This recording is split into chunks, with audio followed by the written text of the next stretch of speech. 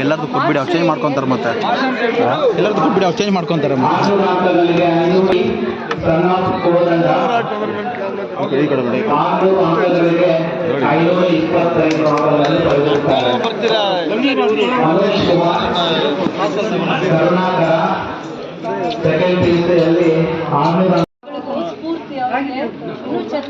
ಚೆನ್ನಾಗಿ ಓದಿ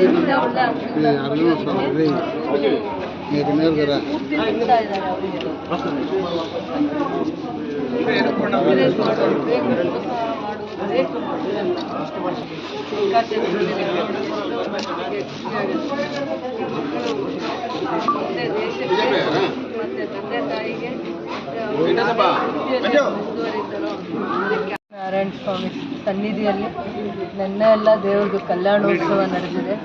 ಇವತ್ತು ವಿಶೇಷವಾಗಿ ಊರಿನಲ್ಲಿ ಉತ್ಸವಗಳು, ದೇವರ ಹಬ್ಬ ಸಡಗರದಲ್ಲಿ ಇವತ್ತು ಮಕ್ಕಳ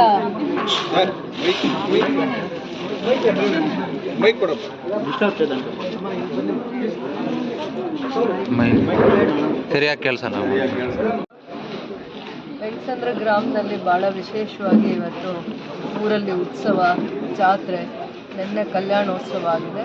ಲಕ್ಷ್ಮೀ ನಾರಾಯಣ ದೇವಸ್ಥಾನಕ್ಕೆ ದರ್ಶನಕ್ಕೆ ಬಂದಾಗ ಇವತ್ತು ಮಕ್ಕಳಲ್ಲಿರುವಂಥ ಪ್ರತಿಭೆಯನ್ನು ಹುಡುಕಿ ಈ ಭಾಗದಲ್ಲಿ ಗುರು ಹಿರಿಯರು ಈ ದಿನ ಆಶೀರ್ವಾದ ಮಾಡ್ತಾ ಇದ್ದಾರೆ.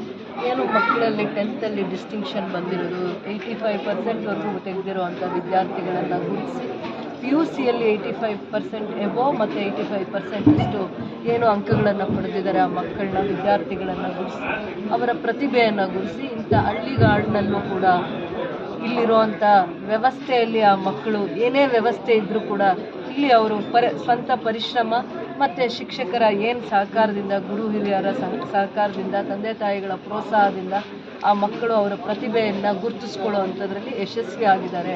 ಒಳ್ಳೆ ಅಂಕಗಳನ್ನು ಗಳಿಸಿದ್ದಾರೆ. SSLCಯಲ್ಲಿರ್ಬೋದು, PUCಯಲ್ಲಿರ್ಬೋದು. ಈ ಮಕ್ಕಳ ಪ್ರತಿಭೆಯನ್ನು ಗುರುತಿಸಿ ಮತ್ತು ಇಲ್ಲಿ ಇದೇ ಊರಿನಲ್ಲಿ ಓದಿರುವಂಥ ಹಳೆಯ ವಿದ್ಯಾರ್ಥಿಗಳು ಸುನಿಲ್ ಮತ್ತು ಸುರೇಶ್ ಇವರು ಆ ಮಕ್ಕಳಿಗೆ ಪ್ರೋತ್ಸಾಹ ಕೊಡಬೇಕು ಅನ್ನೋಂತಂದ್ಬಿಟ್ಟು ದೇವರ ಕಾರ್ಯ ನಡೆಯುವಂಥ ದಿನದಲ್ಲಿ, ದೇವಸ್ಥಾನದಲ್ಲಿ ಶುಭ ಕಾರ್ಯಗಳು ನಡೆಯುವಂಥ, ಉತ್ಸವ ನಡೆಯುವಂಥ ದಿನಗಳಲ್ಲಿ ಈ ಮಕ್ಕಳನ್ನು ಗೌರವಿಸಬೇಕು, ಅವರ ಪ್ರತಿಭೆಗೆ ತಕ್ಕ ಗೌರವ ಸಿಗಬೇಕು ಅಂತ ಅಂದ್ಬಿಟ್ಟು ನಮ್ಮ ಊರಲ್ಲೂ ಇಂಥ ಪ್ರತಿಭೆಗಳು, ಆಣಿಮುತ್ಯಗಳು ಇದ್ದಾರೆ ಅನ್ನೋವಂಥದ್ದು ಗುರುತಿಸಿ ಮತ್ತು ಇದೇ ದಿನ ದೇವರ ಉತ್ಸವಕ್ಕೆ ಭಾಳ ಜನ ಭಕ್ತಾದಿಗಳು ಬಂದಿರ್ತಾರೆ. ಅವ್ರ ಮುಂದೆ ಈ ಮಕ್ಕಳಿಗೆ ಸನ್ಮಾನ ಮಾಡಬೇಕು, ಗೌರವ ಸಲ್ಲಿಸಬೇಕು ಅನ್ನೋವಂಥದ್ದು ವಿಶೇಷವಾಗಿದೆ. ಈ ಥರದ್ದು ಹಲವು ಕಾರ್ಯಕ್ರಮಗಳು ಮಾಡಿದಾಗ ವಿದ್ಯಾರ್ಥಿಗಳ ಪ್ರತಿಭೆಗೆ ಪ್ರೋತ್ಸಾಹ ಸಿಕ್ಕಾಗೆ ಆಗುತ್ತೆ. ಹಳ್ಳಿಯಲ್ಲೂ ಕೂಡ ಇಂಥ ಪ್ರತಿಭೆ ಇದ್ದಾರೆ. ಹಳ್ಳಿಯಲ್ಲಿ ಓದುವಂಥ ಮಕ್ಕಳು ನಾಳೆ ಮತ್ತೆ ಅವರು ಯಾವ ಹಂತಕ್ಕೆ ಬೇಕಾದರೂ ಓದುವಂಥ, ಇವತ್ತು ಈ ಛಲ ಇರುವಂಥ ಮಗು ನಾಳೆ ಭವಿಷ್ಯದಲ್ಲಿ ದೇಶಕ್ಕೆ ಆಸ್ತಿ ಆಗ್ತಾಳೆ. ಎಷ್ಟು ವಿದ್ಯಾಭ್ಯಾಸ ಮಾಡ್ತಾರೆ ಅನ್ನೋವಂಥದ್ರಲ್ಲಿ ಅವರು ಯಾವುದೇ ದಾರಿಯನ್ನು ಆರಿಸ್ಕೊಳ್ಳಿ, ಅವಳು ಇವತ್ತು ವಿದ್ಯಾಭ್ಯಾಸ ಮಾಡಿ ನಾಳೆ ಜೀವನದಲ್ಲಿ ಅವಳು ಆ ವಿದ್ಯೆನೇ ಅವಳಿಗೆ ಗೌರವವನ್ನು ತಂದುಕೊಡುತ್ತೆ. ಮತ್ತು ಯಾರು ವಿದ್ಯಾಭ್ಯಾಸ ಮಾಡಿರ್ತಾರೆ ಅವರು ಸಮಾಜವನ್ನು ಕಟ್ತಾರೆ, ಸಮಾಜಕ್ಕೆ ಆಸ್ತಿ ಆಗ್ತಾರೆ ಅಂತ ಹೇಳ್ತೀವಿ. ಯಾರೇ ವಿದ್ಯಾವಂತರು ದುಡಿದು ದೇಶವನ್ನು ಕಟ್ಟುವಂಥ ಲಕ್ಷಣಗಳಿರುತ್ತೆ. ಅವರು ಯಾವುದೇ ವೃತ್ತಿಯನ್ನು ಆರಿಸ್ಕೊಳ್ಳಿ.